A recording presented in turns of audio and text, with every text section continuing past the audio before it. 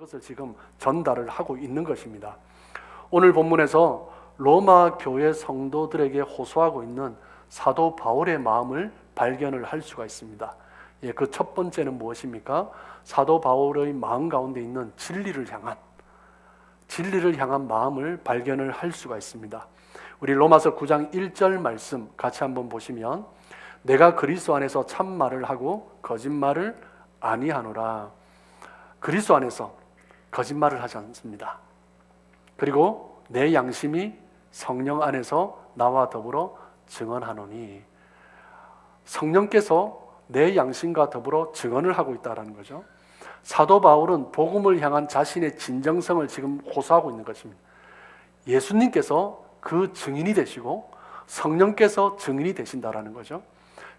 자기 자신이 복음의 사역자로서 헌신하며 나아가면서 성령과 그리스도를 보증인으로 내세우면서 자신이 얼마나 진실한 마음으로 지금 나아가고 있는지 그것을 지금 호소하고 있는 것입니다. 핍박자였던 자기 자신을 그리스도께서 만나주심으로 변화되었고, 그리고 변화된 자기 자신이 복음을 위해서 어떻게 살아가고 있는지 그것을 알아달라고 호소를 하고 있는 것입니다. 바울은 다메섹 도상에서 주님을 만남으로 하나님께서 얼마나 자기를 사랑하시는지 그것을 깨닫게 되었습니다. 죄로 마땅히 죽을 수밖에 없는 자였고, 자기는 하나님을 섬긴다고 생각했는데 하나님을 배척하고 하나님의 일을 오히려 막고 있는 자였다는 것을 깨닫게 되면서 마땅히 죽을 수밖에 없는 자였는데, 주님께서 자기 자신을 용서해 주시고 용서하여 주실 뿐만 아니라 동력자로 불러주신 은혜에 감사한 거죠. 그 빛이 자기 자신에게 비치움으로 말미암아서 완고하고 굳었던 마음이 생명 가운데 인도하여 주시고, 그 예수님의 음성과 함께 하나님의 사랑이 부어짐으로 그 사랑의 사도가 된 것을 지금 증언하고 있는 것입니다. 하나님의 사랑이 그의 삶을 완전히 변화시켰고, 그 하나님의 사랑이 그 어떤 것도 결코 끊을 수 없음을 믿음으로 호소하고 선포하고 있는 것입니다. 그 마음을 가지고 사도 바울은 복음을 전했습니다. 그리고 그 마음을 가지고 유대인들에게 나아갔죠. 그런데 유대인들은 예수님을 거부하고 사도 바울을 배척했습니다. 그로 말미암아 사도 바울은 안디옥 교회에서 바나바의 호출을 받기까지, 바나바와 함께 동력하기까지 고향 다소로 돌아가죠. 14년을 고향에서 다시 보내게 됩니다. 어떻게 보면 어떤 사람들은 14년의 시간이 그냥 흘러갔다라고 말을 하는 사람도 있습니다. 저는 그렇게 생각하지 않습니다. 어떤 신학생들이 어떤 말씀을 준비하듯이 어떤 사도 바울에게는 그 시간이 아니었을까 생각해 보게 됩니다. 자신이 알았던 구약의 그 말씀들이 자신이 다메섹 도상에서 만났던 그 예수 그리스도와 어떤 관계가 있는지, 그 구약의 말씀들이 결국 그리스도를 드러내기 위한 말씀이라는 것을 깨닫기 시작한 거죠. 그러면서 그리스도에 대해서 더 확신하게 되고, 그리스도의 복음의 증인으로서 자신의 삶을 기꺼이 들으면서 살아갈 수 있었던 것입니다. 구약의 말씀을 다시 돌아보면서 자기 자신이 오신 메시아 예수 그리스도의 그 복음을 증거하기 위한 사도로서 준비하는 시간들이었던 것입니다. 하지만 동족에게 복음을 전할 때 거부당했기 때문에 동족 유대인을 향한 안타까운 마음을 결코 지울 수가 없었을 것입니다. 유대 동족이 복음을 거부한 것에 대한 안타까운 마음, 그리고 그 복음을 경험했기에 증거해야만 한다라는 사도 바울의 간절한 마음을 지금 로마 교회에 호소를 하고 있는 거죠. 사도 바울은 이 복음을 향한 간절함과 진정성을 가지고 로마 교회, 특별히 로마 교회에 있는 유대인들을 향하여서 편지를 쓰고 있는 것입니다. 이 로마 교회는 사도 바울과 관계없이 세워진 교회죠. 사도행전 2장에 보면 오순절날 성령의 역사가 있을 때 그때 있었던 성도들이 로마로 가서 세운 교회입니다. 그렇기 때문에 사도 바울의 가르침과 관계없이 세워진 교회죠. 그렇기 때문에 사도 바울은 자기 자신이 복음 가운데서 얼마나 하나님 앞에서 뜨거운 확신과 부르심 가운데 있는지 그것을 증거하고 있는 것입니다. 이 복음은 믿으면 좋고 안 믿으면 그만인 그런 것이 아니라 안 믿으면 안 되는, 꼭 믿어야 되는, 이 복음으로 말미암아 우리가 살아갈 수 있다라는 그 간절한 마음을 가지고 사도 바울은 증거했고, 지금 로마 교회에 호소하고 있는 것입니다. 로마 교회에 편지를 보내며 땅끝 서바나를 향하여서 복음을 전하기 위하여 나아가기 위하여 함께 성도들과 동력하자라고 권면하고 자신의 진정성을 지금 전달하고 있는 것입니다. 여러분, 주님을 만난 사람은 복음에 감격할 수밖에 없습니다. 주님을 만난 사람은 그 복음에 가슴이 뜨거워질 수밖에 없죠. 주님을 만난 사람은 아무리 방해되고 아무리 복음을 전하는데 어려운 장애물이 있다 할지라도 기도하고 그것을 뚫고 가든지 아니면 하나님께서 열어주시는 또 다른 길을 향해서 나아가는 것입니다. 그것이 바로 하나님의 사람인 거죠. 사도 바울은 주님을 만남으로 감격하고 그 복음을 전하며 일생 나아갔습니다. 우리의 삶도 마찬가지입니다. 우리는 주님을 만났죠. 주님을 만나고 천국 백성이 되었습니다. 천국 백성이 되었는데 이 땅 가운데 우리를 허락하신 이유가 있습니다.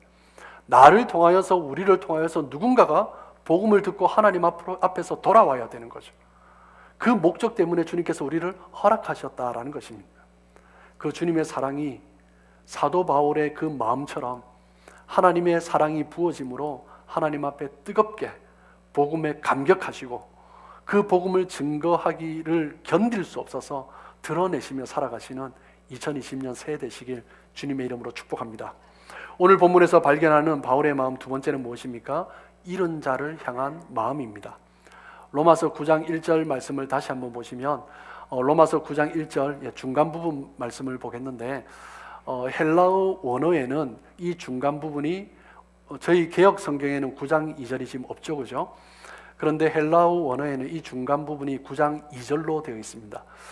그래서 9장 1절은 상반절과 하반절 부분이 9장 1절로 구성되어 있고 9장 2절은 지금 중간에 있는 부분이죠.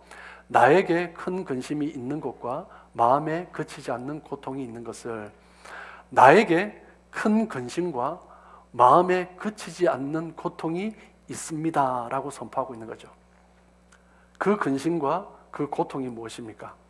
사도 바울이 가지고 있는 영적인 부담, 영적인 근심, 영적인 고통이 무엇입니까? 자기 자신이 이방인의 빛으로, 이방인의 사도로 하나님 앞에 부름을 받았는데 전도 여행을 하면서 수많은 사람들에게 복음을 전했습니다. 복음을 전할 때마다 마음 한 구석에 자리 잡고 있는 유대인, 내 민족, 내 동족을 향한 안타까움을 지울 수가 없는 것입니다. 자기 민족이, 자기 동족이 하나님을 믿지 않는 그것 때문에 너무나 가슴 아프고 너무나 고통이고 너무나 안타까운 마음을 가지고 살아간 것입니다. 많은 이방인들에게, 소아시아의 마게도냐에게 복음을 전하고 있지만 유대인들이 하나님 앞으로 돌아오지 않는 그것을 바라보면서 이에 대한 괴로움을 토로하고 있는 것입니다. 바울을 향한, 동족을 향한 근심과 고통이 어떠한지 사도 바울은 9장 3절에서 다시 한번 이야기를 하고 있습니다. 나의 형제 곧 고륙의 친척을 위하여 내 자신이 저주를 받아 그리스도에게서 끊어질지라도 원하는 바로라. 내 동족을 향한 고통이, 내 동족을 향하는 근심이 어떠한지, 내가 그리스도에게서 끊어질지라도 그들이 돌아왔으면 좋겠다라는 거죠. 얼마나 가슴 아프면, 얼마나 안타까우면 자기 자신이 그리스도에게 끊어질지라도. 로마서 8장 38절 39절에서 그 어떤 것도, 어떤 피조물이라도 그리스도 예수 안에 있는 하나님의 사랑에서 끊을 수 없으리라라고 선포했는데, 그럼에도 불구하고 이 내 동족이 돌아올 수만 있다면 하나님께서 내 이름을 제해 주시더라도 그렇게 했으면 좋겠습니다 라는 간절한 마음이 있는 것입니다. 이 간절한 마음을 모세에게서도 발견할 수 있습니다. 히브리서 11장 24절 말씀을 보시면 믿음으로 모세는 장성하여 바로의 공주의 아들이라 칭함을 받기를 거절했다라고 합니다. 애굽 왕궁에서 왕자로 살아가는 것을 거절했죠. 무엇 때문에요? 민족 때문에. 내 민족을 향한 안타까움. 하나님의 백성인데, 하나님의 선민인데 그저 애굽에서 노예로 살아가며 주는 것 먹고 그렇게 연명하면서 살아가는 모습을 볼 때 안타까운 거죠. 그것뿐만 아니라 하나님을 섬기지 않고 그 애굽의 우상 가운데 묶여서 살아가는 모습을 보면서 견딜 수가 없는 것입니다. 11장 26절입니다. 그리스도를 위하여 받는 수모를 애굽의 모든 보화보다 더 큰 재물로 여겼으니 이는 상 주심을 바라봄이라. 마지막 날 하나님 앞에 설 그날을 바라보면서 하나님이 주신 그 영광의 면류관을 바라보면서 이 땅에 오실 메시아께서 칭찬해 주시고 격려해 주시고 세워 주실 그 날을 바라보면서 이 땅에서 누릴 수 있는 보화 모든 재물을 포기하는 것입니다. 어떤 모습입니까? 내 동족을 위한, 내 민족을 위한 그 복음의 사역, 그 구원을 위해서 나 자신을 헌신하고 싶은 거죠. 그로 말미암아 기꺼이 하나님 앞에 나아갔던 것입니다. 모세는 자기 동족을 위해서 자기가 누릴 수 있는 유익을 포기했습니다. 출애굽 이후에 이스라엘 백성들이 광야 길로 들어갔습니다. 한 석 달 만에 시내산에 이르렀어요.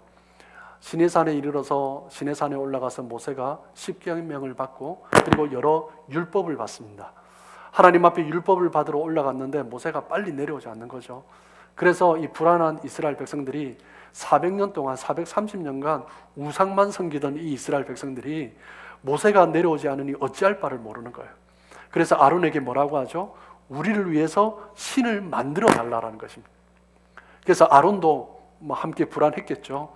그래서 부녀들의 모든 금 귀고리를 다 거두어서 금송아지 형상을 만들죠. 그 금송아지 형상을 만들어서 뭐라고 합니까?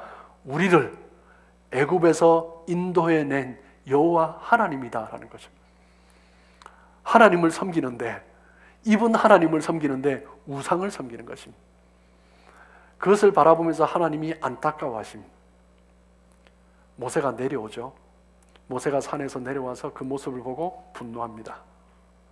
그때 하나님께서도 분노하시고 하나님의 책망으로 3,000명이 죽게 됩니다. 그때 이스라엘 백성들이 다시 회개하죠. 그 회개하고 하나님 앞에 모세가 기도합니다. 모세가 어떻게 기도합니까? 출애굽기 32장 32절 말씀입니다. 그러나 이제 그들의 죄를 사하시옵소서. 그렇지 아니하시오면 원하건대 주께서 기록하신 책에서 내 이름을 지워버려 주옵소서. 마땅히 죽을 백성인데, 마땅히 우상 숭배하는 백성인데 하나님 그래도 그들을 버리지 말아 주십시오. 그들의 죄를 사하여 주십시오. 하나님 그들을 다시 한번 기회를 주십시오. 하나님의 백성으로 다시 설 수 있도록 기회를 주십시오. 만약에 안 그러시면 차라리 내 이름을 생명책에서 지워주십시오. 그렇게 기도하는 것입니다. 동족을 향한 안타까움, 민족을 향한 그 안타까움을 가지고 하나님 앞에 매달리는 것입니다. 나 자신을 희생한다 할지라도 민족을 위해서, 조국을 위해서, 내가 이 땅에서 그냥 먼지로 사라진다 할지라도 민족이 회복된다면, 내 동족이 살아난다면 기꺼이 내 모든 것을 드릴 수 있다는 것입니다. 모세뿐만 아니라 바울뿐만 아니라 믿음의 사람은 그렇게 살았습니다. 믿음의 사람은 동족을 위해 그들이 어떤 죄 가운데 있다 할지라도, 그들이 어떤 어리석은 모습을 보였다 할지라도 믿음의 사람은 분노하죠. 그런데 그 분노가 비난으로 그치지 않습니다. 그 분노가 내 아픔입니다. 내 고통인 거죠. 요셉은 노예상에게 자신을 팔았던 형들을 원망하지 않았습니다. 이스라엘 민족을 구원하기 위한, 아버지의 집에 가족을 구원하기 위한 하나님의 섭리로 여겼습니다. 그리고 그 섭리 가운데 하나님의 비전을 따라 자신의 삶을 드린 거죠. 느헤미야는 파멸된 민족을 위하여서 그 바사 제국의 장관의 자리를 내려놓고 그 폐허가 된 도시 유대 총독으로 내려왔습니다. 그곳에서 백성들과 함께 다시 성벽을 재건해 가는 거죠. 에스더는 죽어가는 민족을 위해서, 사라져가는 민족을 위해서 내가 죽으면 죽으리다, 그 결심을 가지고 왕 앞에 나아갔습니다. 다니엘은 왕의 조서에 왕의 인이 찍힌 것을 알면서도 불구하고 자기 자신의 하나님, 민족의 하나님, 그 민족을 구원하실 하나님을 버릴 수 없어 그 민족이 회복되어야 하니까 그 민족의 하나님을 섬기는 것을 결코 게을리지 아니하고 소홀하지 아니하고 자신의 생명을 내어놓으면서까지 민족을 위해 그 하나님을 섬기는 것을 놓치지 않았습니다. 내 민족이 구원을 받을 수 있다면 내가 기꺼이 희생하겠습니다. 그게 믿음의 사람의 모습이죠. 내 동족이 하나님 앞에 다시 설 수 있다면 그들이 비록 제 가운데 있지만, 어리석은 가운데 있지만, 이 성도들이 하나님 앞에 바로 설 수 있다면 하나님, 제가 가진 모든 것을 희생하면서 제가 하나님 앞에 나아가겠습니다. 그것이 믿음의 사람이죠. 이사야 선지자가 그랬습니다. 예레미야 선지자가 그랬어요. 호세아 선지자가 그랬고 아모스 선지자가 그랬습니다. 하나님의 말씀을 선포했던 그 선지자들의 모습을 보십시오. 이스라엘 백성들이 죄 가운데 하나님을 거부하고 때로는 선지자들을 핍박하고 죽이려고 했지만, 옥에 가두었지만 그 민족을 향한 그 마음이, 그 뜨거운 감격의 마음을 견딜 수 없어 하나님의 말씀을 선포하는 것입니다. 그게 하나님의 사람이죠. 하나님의 사람은 죄된 백성을 향하여서 비난하는 것으로 그치지 않습니다. 분노하는 것으로 그치지 않습니다. 분노하고 안타까운 마음이 있죠. 그런데 그 분노가 나의 것이 되는 것입니다. 그 죄가 내 것이 되는 것입니다. 내가 고통스러워하고 내가 하나님 앞에 매달리는 것입니다. 그게 하나님의 사람이죠. 여러분, 2020년 또 한 해 살아가시면서 우리 성도들의 죄악된 모습을 많이 보실 것입니다. 비난하고 정죄하는 것에 그치면 하나님의 사람이 아닙니다. 하나님의 사람은 어떤 사람이에요? 그 연약함이 나의 것이 되는 거죠. 그 죄가 나의 죄가 되는 것입니다. 하나님, 저 어리석은 백성이 하나님 앞에 바로 설 수 있다면 내가 생명책에서 내 이름이 제해질지라도 바로 설 수 있도록 내가 희생하겠습니다. 그 사람이 있을 때 공동체가 서는 것입니다. 비난하고 정죄하는 사람으로 말미암아 죄가 무엇인지 드러내는 사람으로 말미암아 결코 공동체는 세워지지 않습니다. 더 망하죠. 그런데 공동체는 어떻게 세워집니까? 내 것으로 여기는 것입니다. 여러분, 2020년 한 해를 시작하며 우리 한국교회를 바라보면, 우리 민족을 바라보면 참 안타까운 소식이 많습니다. 정죄는 누구나 할 수 있습니다. 판단은 누구나 할 수 있습니다. 그런데 이 시대에 필요한 사람이 누굽니까? 한국교회를 바라보며 민족을 바라보며 내 죄인 양 하나님 앞에 간절히 부르짖고 기도하는 그 사람이 필요한 것입니다. 우리 가족 가운데 불신자가 있다면 어떠해야 됩니까? 예수 안 믿는 사람 그냥 정죄하고 돌아서는 것이 아니라, 하나님, 정말 예수 안 믿는 그 불쌍한 영혼, 하나님, 내가 희생되더라도 웬만한 건 다 져줘야죠. 그런데 이야기하십시오. 다 져준다. 그런데 예수 믿는 것만은 나에게 져달라고. 다른 것 다 양보하는 거예요. 눈에 보이게 양보하는 거예요. 그런데 하나님의 사랑을 알았으면 좋겠다고. 그런데 이 사람이 무슨 소리 하겠냐 하는 거죠. 그런데 그 마음의 진정성을 알면 하나님 앞에, 복음 앞에 마음을 열 것입니다. 결국 사랑하는 그 마음의 진정성을 알고 복음에 대해서 그 마음이 열리며 하나님 앞으로 돌아올 수 있을 것입니다. 여러분, 우리는 복음의 빚진 자입니다. 빚을 졌죠. 빚을 졌으면 갚아야죠. 고린도전서 9장 16절입니다. 내가 복음을 전할지라도 자랑할 것이 없으면 내가 부득불 할 일임이라. 만일 복음을 전하지 아니하면 내게 화가 있을 것이로다. 하나님께서 나에게 구원의 은혜를 주셨는데 그 구원을 내 것으로만, 나만 간직하고 있다면 하나님이 책망하신다는 거죠. 1달란트 맡긴 자, 2달란트 맡긴 자, 5달란트 맡긴 자, 그 달란트에 따라, 그 쓰임에 따라 복음의 무게가 다른 것입니다. 그런데 그것을 나만 가지고 있다가 마지막 날 하나님 앞에 섰을 때 뭐라고 하시죠? 악하고 게으른 종아 하시는 거죠. 내가 복음의 그 은혜를 받았다면, 그 복음의 달란트를 받았다면 이것을 가지고 또 다른 사람에게 복음을 전함으로 다른 영혼과 함께 하나님 앞에 서야죠. 그때 하나님께서 착하고 충성된 나의 종아라고 말씀하시는 것입니다. 요한복음 11장 50절입니다. 한 사람이 백성을 위하여 죽어서 온 민족이 망하지 않게 되는 것이 너에게 유익한 줄을 생각하지 아니하는도다 하였으니, 주님께서 뭐라고 말씀하십니까? 민족을 위해서 한 사람이 죽어야 한다는 거죠. 백성을 위해서 한 사람이 죽어야 한다는 것입니다. 교회를 위해서 누군가가 죽어야 한다는 것입니다. 내 의견을 내려놓고, 내 생각을 내려놓고, 내 주장을 내려놓고, 내 기득권을 내려놓고, 누군가가 나를 알아주는 그 마음을 내려놓고 주님 앞에서 나를 죽여야 하는 거죠. 그래야 교회가 살고 민족이 사는 것입니다. 요한복음 12장 24절입니다. 내가 진실로 진실로 너희에게 이르노니 한 알의 밀이 땅에 떨어져 죽지 아니하면 한 알 그대로 있고 죽으면 많은 열매를 맺느니라. 여러분, 한 알의 밀 얼마나 작습니까? 눈에 보이지 않죠.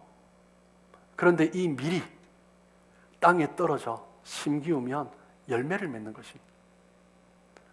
그런데 밀이 심겨지지 아니하고 밀 그대로 있다고 생각해 보십시오. 아무 쓰잘데기가 없는 한 알의 밀입니다. 어디에 쓰겠습니까? 한 알의 밀 가지고 뭘 하시겠어요? 한 알의 밀은 바람이 불면 그냥 사라지는 것입니다. 밀은 심겨져야 합니다. 심겨져서 썩어야 합니다. 그 밀이 죽어야 열매를 맺죠. 심겨지지 아니하는 밀은 쓰잘데기가 없는 거죠. 그 한 알 가지고 무엇을 하겠습니까? 2020년 우리의 기도 제목 가운데 놓치지 말아야 할 것은 민족을 위한 기도입니다. 그리고 불신자를 위한 기도입니다. 하나님, 이 민족을 구원해 주십시오. 하나님, 우리 불신자들, 주변에 있는 불신자들을 구원해 주십시오. 하나님, 불신 가족을 구원해 주십시오. 하나님, 나 자신이 희생해서 민족이 살아나고 그 영혼이 살아날 수 있다면 기꺼이 희생하는 삶 되게 해주십시오. 그래야지 하나님의 일들이 이루어지는 것입니다. 오늘 이 시간 저희들이 함께 선교 헌금을 작정하며 나아갑니다. 일단 선교 헌금이 우리가 섬기고 있는 17가정의 선교사님들을 후원하고 섬겨요. 예, 그렇게 많이 섬기지도 못합니다, 아직은. 그래서 조금씩 선교사님들의 사역이나 생활에 조금이라도 도움이 되기 위하여서 우리가 함께 돕고 헌신하며 나아갑니다. 정말 기도하고 소망하는 것은 정말 그런 모습에는, 선교에는, 복음을 위해 하는 헌신에는 한 사람도 빠지지 않고 함께 동참했으면 좋겠습니다. 그것이 하나님께서 기뻐하시는 일이고 우리가 이 땅에 살아가야 할 이유인 것입니다. 부족하죠. 그런데 하나님 앞에 기꺼이 그것을 위해서 드리면 하나님께서 더 큰 은혜로 채워주시는 것입니다. 오늘 본문에서 발견하는 세 번째 바울의 마음은 어떤 것입니까? 그리스도를 향한 마음입니다. 9장 4절입니다. 그들은 이스라엘 사람이라 그들에게는 양자됨과 영광과 언약들과 율법을 세우신 것과 예배와 약속들이 있고 그들은 이스라엘 사람이라. 이 말에 많은 뜻이 들어있습니다. 그들은 이스라엘 사람이라.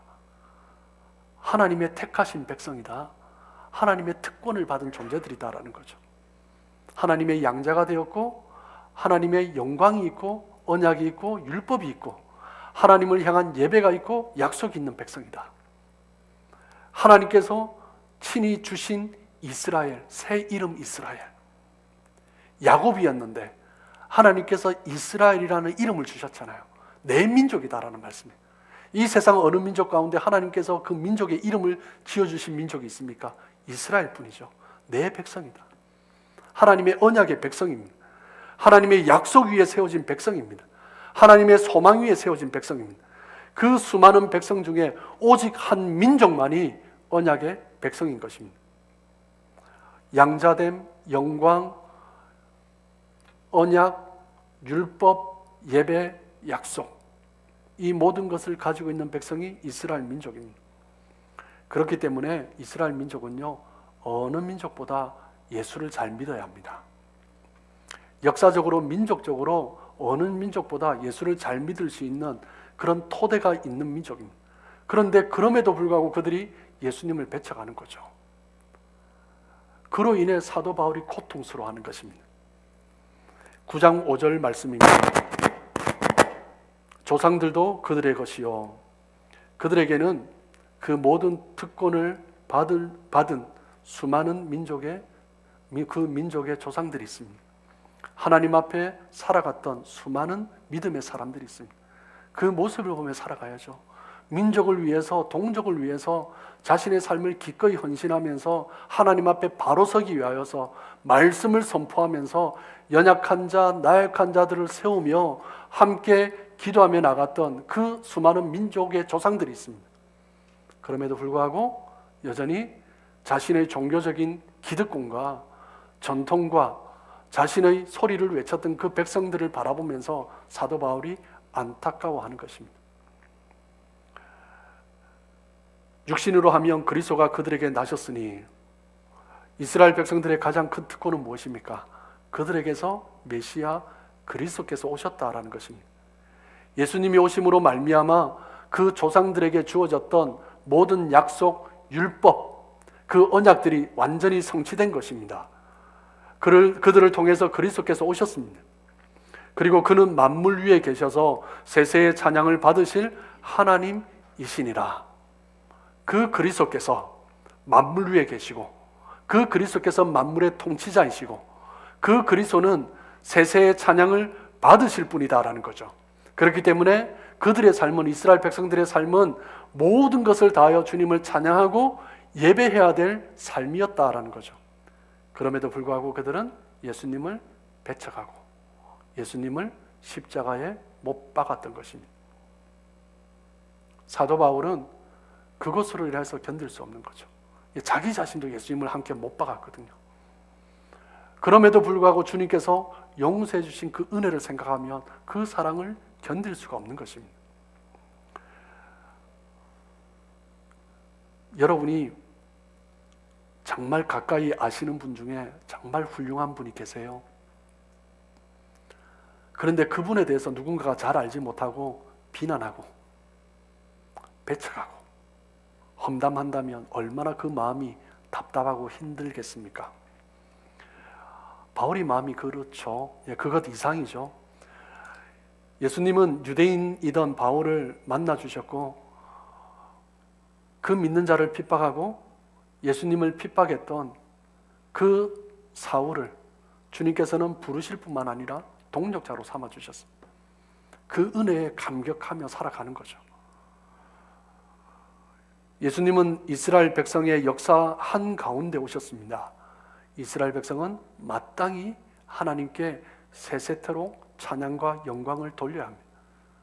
그렇지 못하는 모습을 보면서, 그 하나님을 그렇게 섬기지 못하는 모습을 보면서 그분 앞에 나아가기만 하면 모든 죄를 씻어주시는데, 그렇지 않는 모습을 보면서 오직 그분 예수 그리스도로 말미암아 구원을 받을 수 있는데, 그것을 이해할 수 있는 민족적으로 역사적으로 가장 토대가 잘 되어 있는 그 민족 백성임에도 불구하고 여전히 배척하는 모습을 보면서 얼마나 안타깝고 답답한지, 그들의 모습을 보면서 어떻게 보면 구원조차도 보고 온 그들의 모습을 보면서 고통스러워하는 것입니다. 바울의 이 고통의 마음은 동시에 하나님의 마음이었습니다. 하나님께서는 택한 민족을 위하여서 독생자 예수 그리스도를 주셨습니다. 그런데 그들이, 그 택한 민족이 그 독생자 아들을 배척하고 십자가에 못 박았던 것입니다. 그런데 십자가에 못 박혀 죽으시고 부활하신 이후에도 여전히 배척하는 것입니다. 그 마음이 얼마나 안타까우시겠습니까? 사도 바울은 그 하나님의 안타까운 마음을 함께 품고 있는 것입니다. 동족을 향해, 그 민족을 향해, 하나님의 택하신 그 백성을 향하여서 안타까워하는 그 하나님의 마음을 사도 바울이 품고 있는 거죠. 그래서 사도 바울은 동족을 주님께로 인도하기 위하여서 자신의 삶을 드렸습니다. 그렇기 때문에 내가 배척받는다 할지라도, 내 이름이 지워진다 할지라도, 내가 끊어진다 할지라도 사도 바울은 기꺼이 자신의 삶을 드리며 나아가는 것입니다. 하지만 사도 바울은 동족에게 복음을 증거하고 싶었지만 배척을 당해 더 이상 증거할 수 없었고, 그리고 하나님의 부르심 가운데, 하나님의 섭리 가운데 이방인을 향한 사도로 쓰임 받았습니다. 그 섭리를 통해서, 그 섭리의 순종함으로 말미암아 소아시아의 복음이 전해지고, 그리고 마게도냐의 로마의 유럽 땅에 복음이 전해지고, 그리고 미주 땅에 복음이 전해지고, 그리고 한국 땅에 복음이 전해지고, 열방 가운데 복음이 전해짐으로 우리가 지금 이 자리에 있는 것 아니겠습니까? 그 영혼을 향한 간절한 마음이 있었기 때문에, 하나님이 주신 그 하나님의 사랑, 그 구원에 대한 감격이 있었기 때문에, 그 순종함, 헌신함으로 말미암아 우리가 구원을 받은 것 아니겠습니까? 영혼을 향한 간절한 마음을 가진 자를 통해서 하나님은 복음을 확장해 가시는 것입니다. 사도 바울의 간절한 마음이 있기 때문에 우리가 이 자리에 있을 수 있는 것처럼, 저와 여러분이 그 사도 바울의 마음을 품으시길 주님의 이름으로 축복합니다. 그 바울의 마음을 다시 한번 정리하길 원합니다. 첫 번째는 무엇입니까? 진리를 향한 마음입니다. 어떤 진리예요? 나를 구원해 주시고 나를 용서해 주신, 어떤 죄인이라도 사랑해 주시는 그 복음을 향한, 그 진리를 향한 간절한 마음, 그것이 사도 바울의 마음이었습니다. 두 번째는 어떤 마음이에요? 잃어버린 자를 향한 마음입니다. 하나님, 잃어버린 동족, 하나님을 배척하는 그 동족, 그리고 하나님의 이름을 들어보지 못한, 그리스도의 이름을 들어보지 못한 이방인들을 향하여서 기꺼이 나아가는, 생명의 빛 가운데 불러주셨기 때문에 어둠 가운데 있는, 어둠이 어둠인 것을 깨닫지 못하고 낭떠러지가 있음에도 불구하고 그 길을 여전히 걸어가고 있는 그 백성들을 바라보면서 안타까운 마음으로 복음을 전해야 하겠다는 그 간절한 마음, 그것이 바울의 마음이죠. 세 번째는 그리스도를 향한 바울의 마음입니다. 그리스도의 영광을 위하여서 사도 바울의 삶의 우선순위는 그리스도의 복음의 영광, 하나님의 영광이었습니다. 하나님께서 영광을 받으신다면, 그리스도의 복음의 영광이 드러난다면, 내가 어떤 처지에 있는다 할지라도, 내가 끊어진다 할지라도 기꺼이 나아가는 것입니다. 하나님의 교회가 영광 가운데 바로 세워질 수 있다면 내가 어떤 것을 희생할지라도 나아가는 것입니다. 그리스도가 우선순위거든요. 하나님의 영광이 우선순위거든요. 올해 2020년을 살아가시며 저와 여러분이 그 바울의 마음을 품으시길 주님의 이름으로 축복합니다.